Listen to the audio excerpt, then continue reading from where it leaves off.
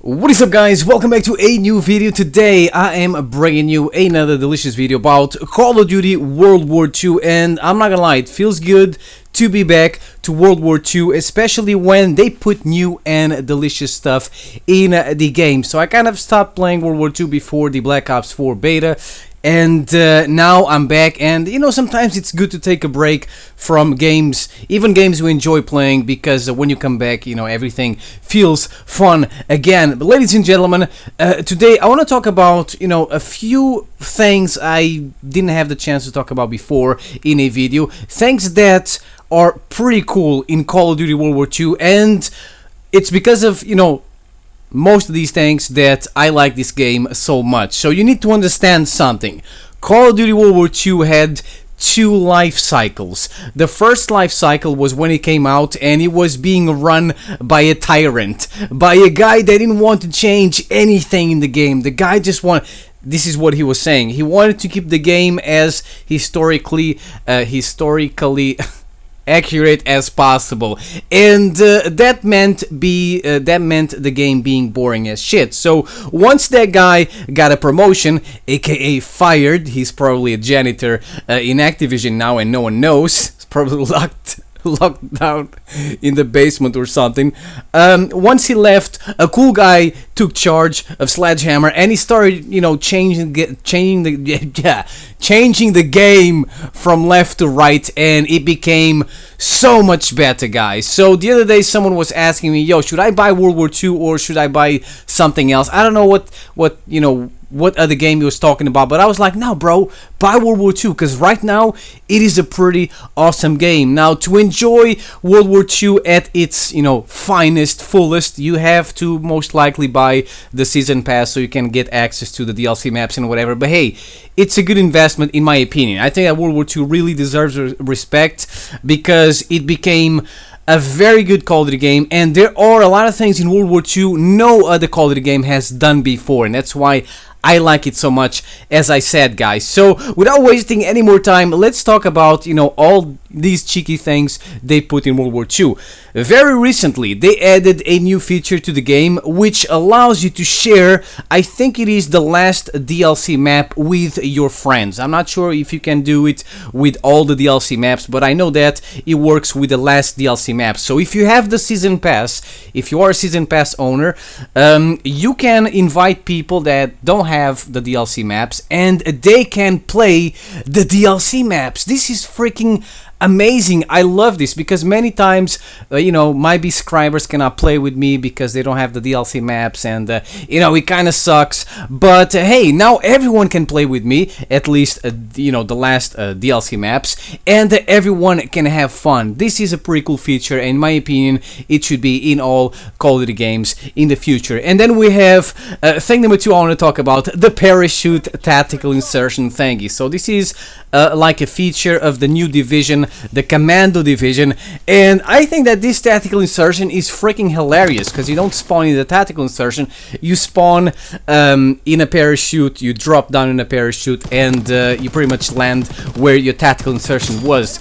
I think this is pretty cool. For the first time we have parachutes in Call of Duty. It makes the game more fun. It kind of, you know, reminds me of Battlefield a little bit. Battlefield also has parachutes, but is it good? Is this tactical insertion good? Nah, bro. It is fun, but it's not good because you're like a sitting duck in the air, and people can see you from a mile away, and most likely you are going to get sniped in a freaking second. But hey, it is fun, guys. And then we have a number 3, the Sandbox map. Now, I hate the layout of this map. It's, you know, it's like, I don't know, it's just bad in my opinion, but the idea, the concept is freaking amazing. I love it. Great idea for a Call of Duty map. It just, you know, sucks that the layout is garbage. It's not the first time we have a map with miniatures, because in Black Ops 3 we had the picnic table. I don't know how the map was called, but you know, what makes this one special is that we are small soldiers, we're like toy soldiers, and we are in the sandbox, and pretty much we're like the toys of the guys from the headquarters. They were like playing with us, whatever. They can interact with us. You can see the, you know, the headquarters, you can see the soldiers moving around. There's a soldier that sometimes trolls us and kills us with something something with fire, whatever it is. And I think that it's a pretty cool idea for a Call of Duty map. And then we have number 4, ladies and gentlemen, War. And this last map, guys, is absolutely insane. I think that, you know, the DLC 4 is, you know, just for this war map is absolutely worth it, guys. So I mean, play this war map. Even if you don't like playing war, you're gonna have a blast, because I mean, the setting of it is pretty cool. It's a beautiful map. It's a secret facility in Austria, I think, and it has spaceships, UFOs, whatever you want to call them. You can use the Tesla gun, which is the wonder weapon from zombies. Actually, you can use 2 of them. There's a green one, there's a purple one. The green one sucks. The green one is garbage. Or maybe I was using it wrong. The purple one is the one you want to use all the time, guys. But, you know, that's pretty cool. And that's the weapons the attackers get. The defenders get the super soldier serums. And the best ones, in my opinion, are the one that turns you into a maniac. You get a sword, you have extra health, and you run around like the maniac from Call of Duty Ghosts. And the other one I like using lets you use your gun, and you can see people through walls for a few seconds, and you might also have a little bit more health. I'm not sure though. And then we have number 5, Dogfighting. Now, dogfighting has been in Call of Duty World War II for a while. It's something new in Call of Duty. It kind of reminds me of Battlefield, because we're able to fly airplanes and fight each other. At first, it was just in Call of Duty World War II as part of a war map. It kind of sucked because you had to play the war map first and get to the last section, which allowed you to fly the airplanes. But now, or for a while, it's, you know, it has its own game mode. So you go in there and you just fly the airplanes. Now, I'm the worst pilot of all time, guys, but it is pretty fun. I think my best so far is like a 3 kill streak. I was able to kill 3 planes in a row without dying. It's pretty hard, but it is a lot of fun. And then we have number 6, I gotta mention this again, the Cavalry Riot Shield. This thing is absolutely amazing. And as a Spartan Beast, as a player who enjoys using Riot Shields, this is awesome, because for the first time we actually have a useful Riot Shield. Now, the one from Call of Duty Ghosts was the best. Before this one, the one from Ghost was the best. But what makes this one great is that it doesn't crack. You have the shield charge that allows you to move faster. It is a one-hit kill from behind, and it helps you, it rewards you for playing the objective. Everything you do objective related is going to give you extra score, and it lets you capture flags faster in domination, and also do a lot of, you know, things faster on wars. So I think that this is like the best shield of all time. And then we have, ladies and gentlemen, thing number 7.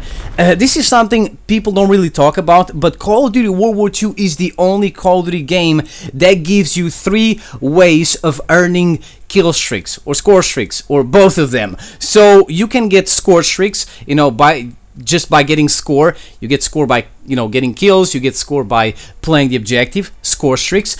You can also use requisitions, which is like score streaks, but the score doesn't reset. It's like support score streaks. You can die as many times as you want. Your score streak keeps going. And then they added the basic training Blitzkrieg that instead of score streaks, gave you like kill streaks. So instead of score, you just required you know, kills. So I think that is pretty cool. If you wanna, you know, play the objective and get kills, you use score streaks. If you suck, you can use requisitions.